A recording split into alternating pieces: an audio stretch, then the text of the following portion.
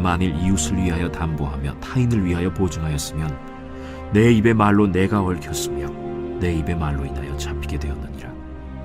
내 아들아, 내가 내 이웃의 손에 빠졌은즉 이같이 하라. 너는 곧 가서 겸손히 내 이웃에게 간구하여 스스로 구원하되 내 눈을 잠들게 하지 말며 눈꺼풀을 감기게 하지 말고 노루가 사냥꾼의 손에서 벗어나는 것 같이 새가 그물 치는 자의 손에서 벗어나는 것 같이 스스로 구원하라.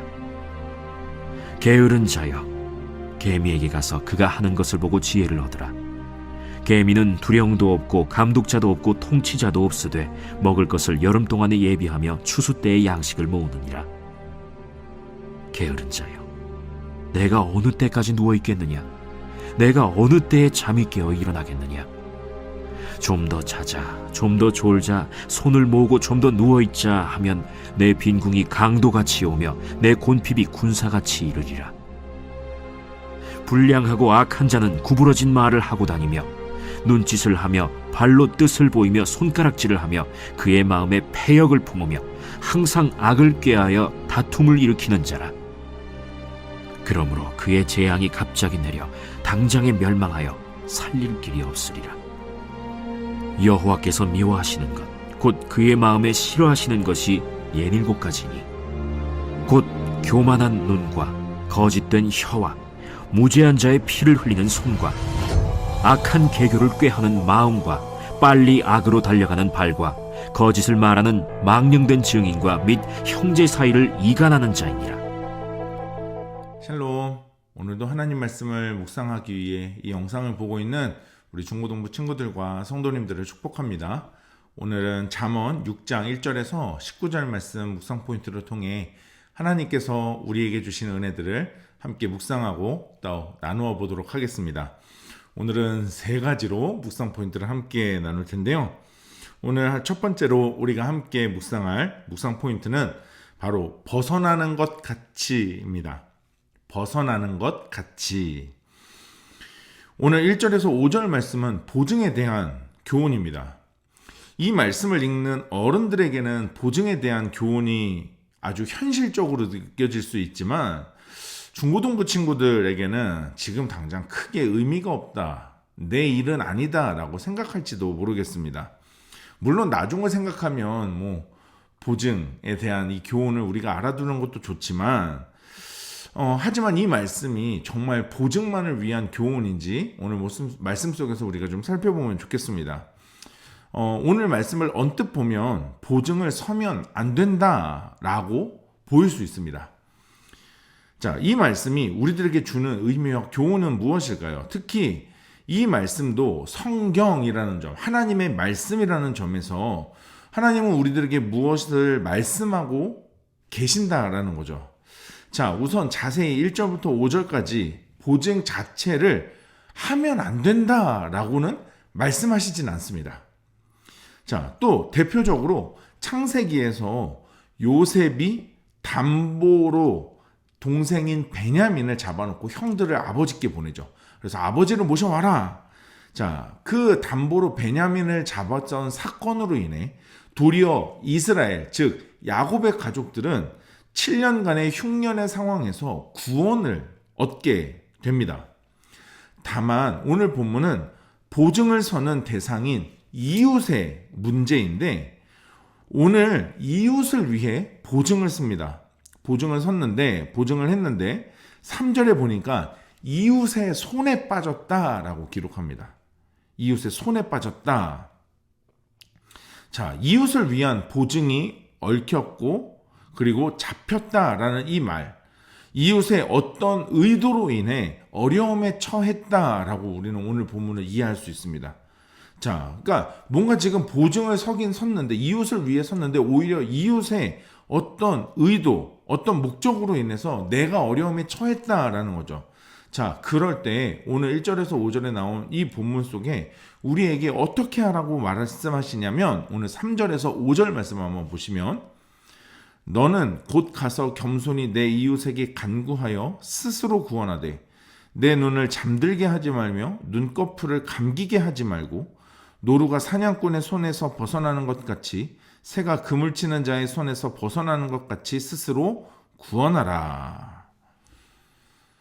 여러분 무슨 말씀인지 참 이해하기 어렵죠. 자, 한번 하나씩 보세요. 먼저 그런 상황에 처했을 때 이웃에게 겸손하게 간구해서 스스로를 구원해라 라고 말씀하세요. 여러분 지금 뭔가 속았다, 당했다라는 생각이 들면 사람은 화가 납니다. 분노하죠. 어떻게 이럴 수 있어? 그런데 오늘 가서 다투는 것이 아니라 간절히 간구하라 라고 이야기해요. 겸손하게 구하라 이야기합니다. 여기서 이 간구하라는 말은 애원하라는 뜻이거든요. 그러니까 구원하다라는 말도 다른 본문에서도 앞서서 설명드렸지만 벗어나다, 피하다라는 뜻이에요. 자, 그러니까 겸손히 애원해서 그 이웃의 손으로 얽히고 또 붙잡힌 그 스스로의 상황으로부터 벗어나라라는 뜻인 거죠. 왜 속였어? 라고 하면서 가서 멱살 잡고 싸우라는 이야기가 아닙니다. 자, 그러면서 4절에서 그 일을 어떻게 하냐면 눈을 잠들게 하지 말고 눈꺼풀을 감기게 하지 말라라고 해요. 이거는 한순간도 흐트러지지 말고 계속해서 시도하라는 거죠. 상대방이 내 간구, 애절한 내 간구를 들어줄 때까지. 5절을 보면 더 확실하게 말씀합니다. 사냥꾼에서 벗어나기 위한 노루. 여러분, 덫에 걸린 노루가 있습니다. 그 포획 틀에 잡힌 노루가 있어요. 그 노루가 그냥 가만히 있을까요? 어떻게 해서든 그 올감으로부터, 그 포획된 그 상황으로부터 도망치려고 잠도 자지 않으면서 몸부림치지 않겠습니까? 여러분, 또한 그물로부터 벗어나기 위한 새. 여러분 어떻습니까? 새가 그물에 잡히면 가만히 있나요? 도망치기 위해 어떻게라도 몸부림치지 않을까요? 잠도 자지 않으면서 말이죠. 여러분, 우리는 살면서 때로는 종종 말로 인해 실수하게 됩니다. 결국 이 보증은 말로 시작되잖아요. 그리고 그 말을 통해 우리가 삶에 어떤 결정을 하게 되고 그 일로 인해 우리는 곤란에 처할 때가 있습니다.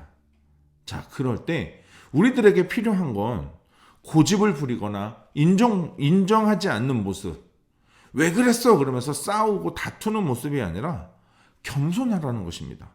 그리고 그 이웃의 긍휼을 구하라는 거죠. 그 긍휼을 구하는 태도가 필요하다는 것을 오늘 솔로몬은 이야기하는 겁니다. 단순히 보증을 들지 말라라는 메시지가 아니라 그런 우리가 신중하지 못함으로 인해 내 삶에 내 실수로 겪는 수많은 어려운 문제들을 간절하게 애원하면서 이웃의 상대방의 긍휼을 구하고 그 상황으로부터 벗어나라는 것입니다.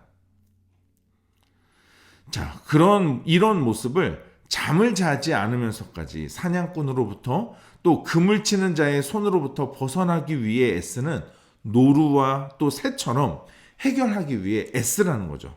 여러분, 실수할 수 있습니다. 우리가 그것을 인정해야 합니다. 다만 실수로 곤란에 처했을 때 우리는 겸손히 그것을 인정하고 상대의 긍휼을 구하는 것. 여러분, 계속해서 우리들에게 이런 모습이 필요하다는 것을 말씀하고 계시는 거죠. 여러분, 오늘도 우리의 삶에 혹 어려움에 처해 있다면 그 상황으로부터 벗어나기 위해 간절히 애원하며 이웃의 긍휼을 구하는 그런 하루가 되시길 축복합니다. 두 번째로 오늘 함께 나눌 묵상 포인트는 개미를 보고 배워라입니다. 개미를 보고 배워라. 여러분, 오늘 6절에서 11절은 게으름에 관한, 게으른 자에 대한 교훈과 책망입니다. 그런데 이 말씀은 단순히 성실해야 한다라는 말을 하기 위한, 교훈하기 위한 메시지가 아닙니다. 자, 오늘 개미를 통해 우리가 배워야 할 내용을 다시 한번 잘 읽어보시기 바랍니다. 오늘 7절과 8절. 개미는 두령도 없고 감독자도 없고 통치자도 없으되 먹을 것을 여름 동안에 예비하며 추수 때에 양식을 모으느니라. 여기서 개미는 두령도 없고 감독자도 없고 통치자도 없지만 열심히 일한다, 양식을 모은다 라고 이야기합니다. 여러분, 개미가 양식을 부지런히 모으는 게 중요한 게 아니고요. 지금 지휘자가 없는데, 그러니까 두령도 없는데, 관리자, 감독자도 없고 왕도 없지만 이게 중요합니다. 여러분, 다시 말해서 게으른 사람은요, 날 관리하고 또 지휘하고 감독하고 통치하는 왕이 없을 뿐만 아니라 나에게 주어지는 일이 없으니까 나는 일할 게 없어. 그래서 나는 일을 하지 않고 이렇게 있는 거야. 누워 있는 거야. 이게 게으른 자들이 하는 핑계라는 거죠. 그러니까 누군가가 나를 감독하고 나를 붙잡고 나를 억지로 시키고 할 일을 알려주면 나는 일을 열심히 할 건데, 그러지 않으면 나는 일을 열심히 안 하는 거야. 그래서 난 지금 누워서 쉬는 거거든. 이렇게 핑계를 댄다는 거죠. 여러분, 그래서 개미를 보고 배우라는 거예요. 개미는 그런 것이 없어도 스스로 열심히 일을 하면서 양식을 모으고 준비한다는 것입니다. 여러분, 우리는 어떤가요? 우리를 관리하고 지휘하고 감독하는 일을 누가 하는 거죠? 여러분, 바로 하나님이십니다. 우리 인생의 주인이시고 우리의 삶의 주인이시고 우리에게 주어진 시간을 주시는 분이 하나님이십니다. 여러분, 자기에게 이런 주인이 없는 개미도 열심히 일한다, 오늘 말씀하세요. 여러분, 특히 하나님께서는 우리에게 사명이라는 것을 주셨습니다. 우리를 통해 이루실 비전을 주셨어요. 그런데 우리의 인생의 주인이신 하나님께서 주신 시간과 삶에 대한 나의 모습과 태도는 어떻습니까? 여러분, 오늘 이 본문은요, 그러니까 단순히 게으른 자에 대한 교훈이 아닙니다. 그러니까 단순히 이 게으른 자가 게으르면 안 된다의 의미가 아니에요. 그러니까 잘 생각하셔야 됩니다. 이 문제는 지금 우리 인생의 주인에 대한, 로드십에 대한 문제를 지금 말하고 있는 거예요. 너 인생의 주인이 누구냐? 너의 시간을 준 분이 누구냐? 너의 인생을 허락하시고 너의 인생에 꿈과 비전을 준, 목적을 준 분이 누구냐라는 거죠. 그런데 어찌 게으르게 앉아 있겠냐라는 거죠. 오늘 주인의식이 분명할 때 우리의 삶의 태도가 어떠한지를 솔로몬은 이야기하고 있는 것입니다. 하나님의 주인 되심을 인정하고 또 생각하는 하루가 되시길 축복합니다. 나에게 주어진 시간과 인생 가운데 주인도 감독자도 없는 개미도 가진 열심과 그 부지런함으로 여러분, 주인 되시는 하나님 앞에서 어떤 하루가, 또 어떤 인생이 되어야 할지 오늘 말씀을 읽으면서 묵상하고 고민하는 하루가 될 수 있기를 소망합니다. 세 번째로 오늘 말씀을 통해 나눌 묵상 포인트는 지혜가 없으면 소유하지 않으면 얻게 되는 결과입니다. 지혜가 없으면 소유하지 않으면 얻게 되는 결과. 자, 그게 무엇일까요?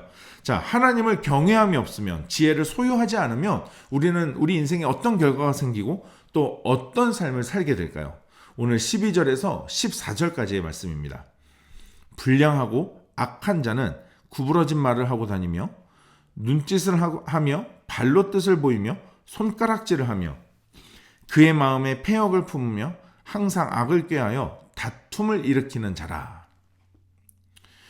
여러분, 눈과 손과 발이 그리고 마음까지 패역한 삶을 살 수밖에 없다는 것을 오늘 12절에서 14절의 말씀은 이야기합니다.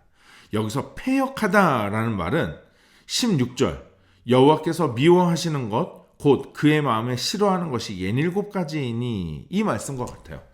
이 패역하다라는 건 여호와께서 싫어하는 것, 여호와께서 미워하는 것이라는 거죠.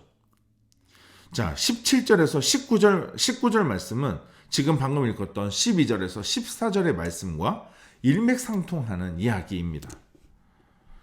여러분, 그러니까 지혜가 없으면 그 지혜가 없는 사람이 보는 것들, 또 손과 발로 가지고 행하는 것들, 그 마음까지 하나님께서 미워하시는 것을 선택하고 결정할 수밖에 없다는 거죠. 지혜가 없으면, 지혜가 없는 사람은 하나님께서 미워하시는 것만 골라서 한다라는 거죠. 여러분, 우리 모습은 어떻습니까? 지금 우리는 삶에서 어떤 모습으로 살아가고 있습니까? 여러분, 우리 스스로에게 우리 자신을 향해 이 질문을 던져봤으면 좋겠습니다. 하나님을 경외하십니까? 하나님을 경외하고 있습니까? 여러분, 오늘도 참 지혜를 가진, 참 지혜를 소유한 하나님을 경외하는 주님의 자녀로 주님의 마음에 기쁨이 되는 하루 주님의 마음을 시원케 해드리는 얼음 냉수와 같은 그런 자녀로 살아가는 하루가 되시기를 주님의 이름으로 축복합니다. 여러분, 이 세 가지 묵상 포인트를 가지고 오늘 말씀을 한 번 더 깊이 묵상하시면서 하나님께서 나에게 주시는 하나님의 음성과 하나님의 뜻을 기록해 보시고 결단하면서 기도하는 시간 가져보도록 하겠습니다.